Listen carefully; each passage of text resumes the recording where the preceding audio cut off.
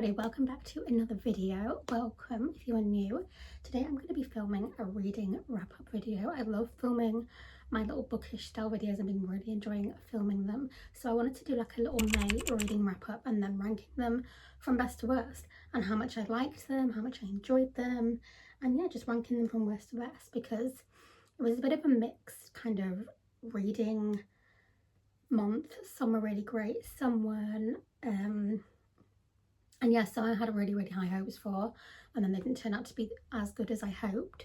But I just wanted to share them because I love watching these videos on YouTube, and I filmed a few of them now. I did like a January reading wrap up not that long ago, and then I think I did an April one. Can't remember what I've done actually. But I did do quite a few, and I love filming them because I think it's always interesting to show people like what you're reading and what you've been reading. I love watching what people have been reading. I'm so nosy like that. I'm always asking people, what are you reading? What books have you read? How many books did you read in May? What books did you read? All of those kind of things. So I thought I would show you. I didn't read that many in May. I think I did 1, 2, 3, 4, 6. I read 6. Had to count them. And I've got my little dog Lola here, as you can see, who is currently trying to sleep as usual. She's very tired. I took her out on a little walk this morning. She didn't sleep too well last night because of how hot it's been over here in the UK. So she was really struggling last night with the heat and didn't sleep. So I think she's just super tired now. So we're just going to let her rest. So yeah, let's get on with the video. I really hope you enjoyed this video. Comment down below what books you guys have been reading in May, what your current read is. I'll show you what my current read is. My current read at the moment is a book that I picked up recently at the charity shop, and it is The Midnight Library by Matt Haig.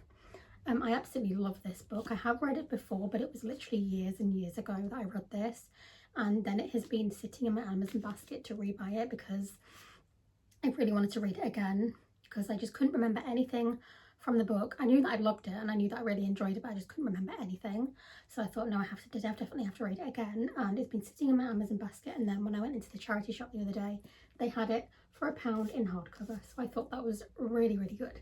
And it's such a cute little book. It's such a sweet story. I love it so much and I'm really enjoying it. So I would definitely recommend this book. And all of his books are absolutely fabulous. One of my favourite books that he wrote was How to Stop Time.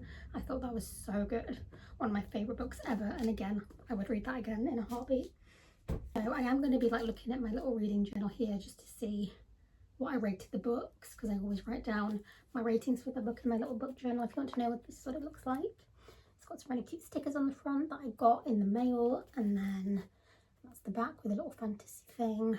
And yeah, literally in here I just record all the books I read, the ratings, do some cute little bookish like arts. I've got like want to read, a little want to read list. I've got my favourite bookshops, a little list of those, and yeah, and then I've got my monthly favourites. So I made like a little monthly favourites thing here of all the books that I enjoyed each month.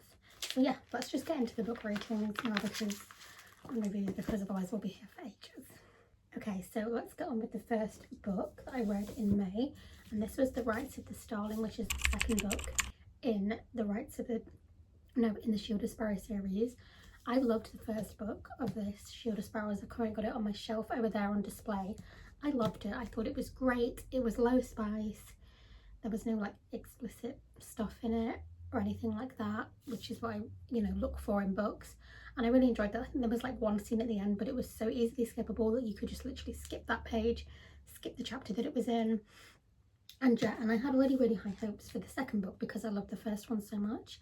However, I did really love it, and I loved the kind of the story of it and how it all came together at the end, but I found I was having to skip so much more and skip more chapters because the scenes got a little bit more intense and stuff. So I was finding that I'm having to skip just so much more of the book. I was skipping so many more chapters, so many more pages, and I ended up skipping like half of the end of the book, like probably about that much.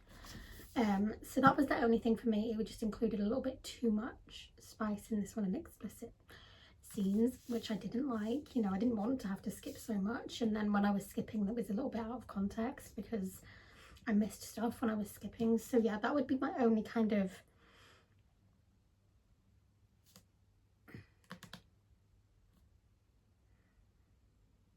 So yeah, it was a really great end to the first book. It really came together really well, but I do rate it down a score just because of how much more spice or explicit scenes there were in it, because I was having to skip so much more than I did with the first one. Like with the first one you didn't have to skip anything, but this one you just had to skip so much more, and it was kind of annoying having to skip that much and then be, you know, out of context and not know what was going on. So yeah, I would say this one I really enjoyed, and I gave it a 9 out of 10 on this one, because I did really enjoy the story and the plot and the characters and the overall like storyline of it and what was happening. But I would just give it a couple of marks down for that, because I didn't enjoy having to skip so much of it. I just wanted to read and enjoy this book, but I felt like, yeah, like I said, like at the end I was just skipping like half of the book. I was like, oh my gosh, skip more, and then obviously, yeah, I had to research ahead what chapters to skip, and I had to skip so many. So yeah, I would definitely say this was probably like one of the best, but then also not one of the best, not one of the worst though. So yeah, I really enjoyed this, and I do think you would enjoy it if you did enjoy Shield of Sparrows, but it just wasn't as good as I hoped. Next one, and one of my favourites of May, and yeah, one of my monthly favourites of May, was Summer of Dandelions by Devoney Perry. This is the first book in the Meadow Hills series. I read the second one called The Wrong Kind of Falling in like January time, and just after Christmas. I didn't realise that it was part of a series. I thought that it was just a standalone book, that it was just The Wrong Kind of Falling and that was it.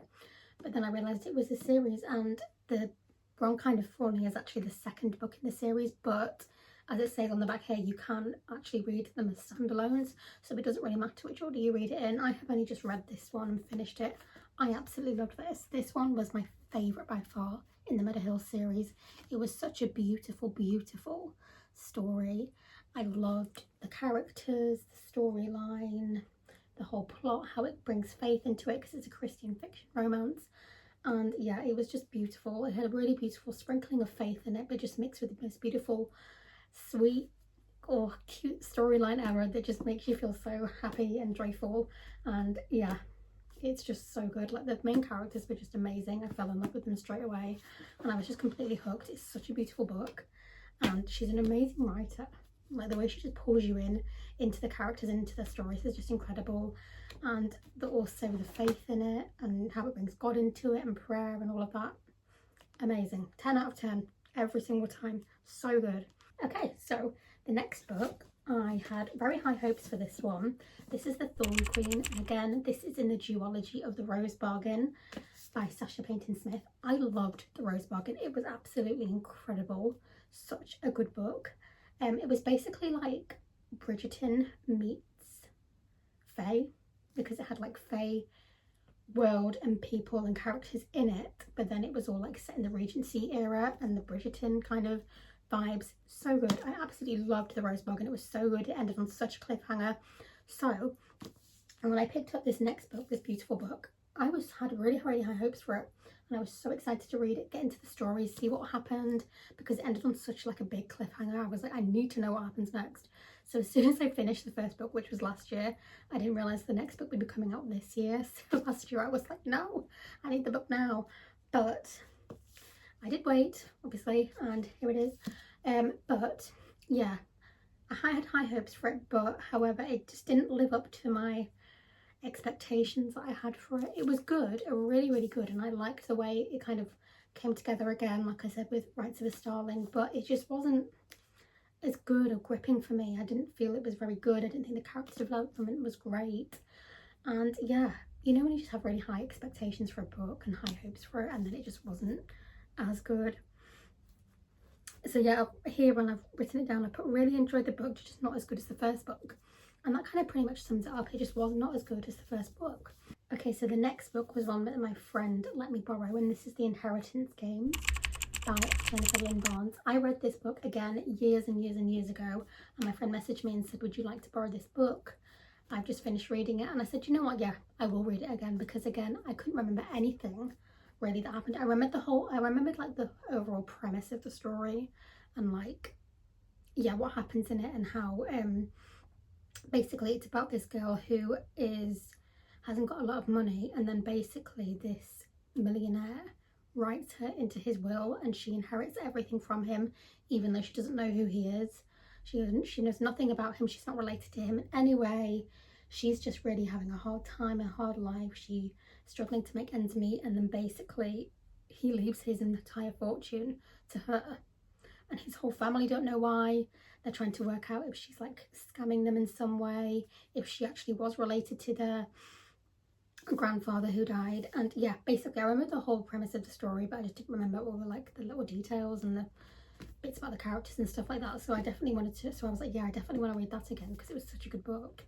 And yeah, it did not fail. It was so good. Loved reading. Okay, so the next one I just finished this the weekend. This was a thriller called Love Mum, and this is by Ileana Zander. This was so good. I absolutely loved this book. This was basically about a girl whose mum was an author. Her mum was like this best-selling author, and then her mum sadly died in an accident, and then basically the young daughter is basically left with more bargains and questions when the investigators start asking questions, wondering what happened. Was it really a murder? Was it an accident? And then these letters keep arriving from her mum, explaining all of these secrets that she finds out about her family. There's such a twist in it, and it is so good. I'm not going to explain anymore because I will literally give away the whole plot of the book, but yeah, it's so good. The way that all the twists in it, how it's really gripping, the short chapters. I love how it included like little chapters as if they were letters, like letter 7, letter 8, 9, all of that kind of stuff. It was so good. Lastly, I didn't read much of this book, however, this was one from my friend when we did a book swap, and it's The Serpent with the Wings, with The Serpent and the Wings of Night, and this is by Carissa Broadbent. I'd never heard of this book before. I think she actually bought this book when we were together, and then we did a little book swap where we gave each other some books and swapped them, and she recommended me this one to read and gave me this one to read. However, I did read a little bit of it, but I just couldn't get into it. This one is actually about it's got vampires in it and all of that kind of stuff, and I'm just not a vampire kind of fantasy person.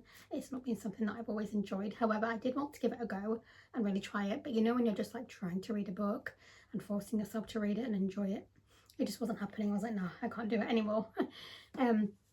However, I may try again, you never know. It's a gorgeous book. I think it's so stunning. But yeah, I just couldn't get into it. I'm not kind of vampire fantasy girl. Like I said, it's not something that I enjoy. I prefer like dragons and fae, or ones where it's like powerless and they're fighting in competitions and trials and have powers and all of that kind of stuff. That's what I prefer. But yeah, it does look like a really good book, and I would recommend it to anyone who probably likes the vampires and all of that kind of stuff, but it just wasn't for me. Yeah, those were my books. A little short and sweet video, just a little bit of a mixed reading month really. There was a couple that I enjoyed, a few that I didn't, a few that I didn't rate very high, a few that were the worst reads, they weren't the best, and a few that were the best.